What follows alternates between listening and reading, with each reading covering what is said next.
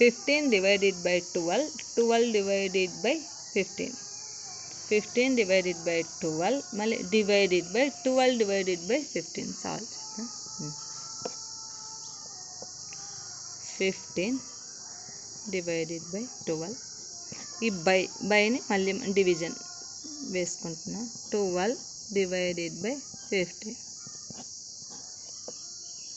Next 15 by 12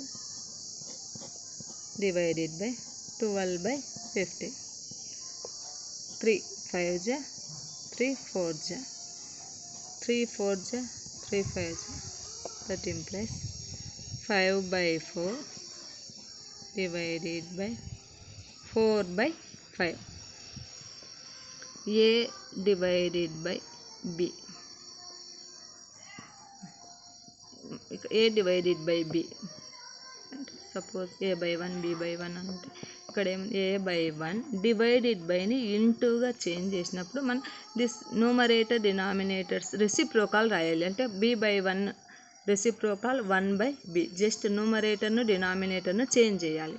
so ఇక్కడ ఏం 5 by 4 divided బైని ఇంటూ చేంజ్ చేస్తున్నాం. 4 by 5 రెసిప్రోకాల్ అంటే న్యూమరేటర్ను డినామినేటర్గా, డినామినేటర్ను న్యూమరేటర్గా, అంటే టోటల్గా రివర్స్ చేయాలి. 4 by 5ను రివర్స్ చేస్తే 5 by 4. 5 5 ja 25.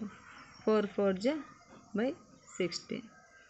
ఇక్కడ మనకు 25 by 16 వచ్చింది. ఆప్షన్ మనకు ఏ విధంగా అయినా ఉండొచ్చు. 25 = 5 square, 16 = 4 square, 5 by 4 whole square. ఇలా 3 టైప్స్. ఈ మోడల్ ఈ 3 ఆప్షన్స్లో ఏదైనా మనకు వాడు ఆన్సర్ ఉండొచ్చు. అంటే 3 మల్టిపుల్ చాయిస్ క్వశ్చన్స్కి అందుకు ఇట్లా మోడల్ అడగచ్చు. నెక్స్ట్ ఇలాంటిదే ఒకటి మీరు exercise 16 divided by 12 by 12 divided by 16 ఈ వాల్యూ కనుక్కొని ఆన్సర్ కామెంట్ చేయండి.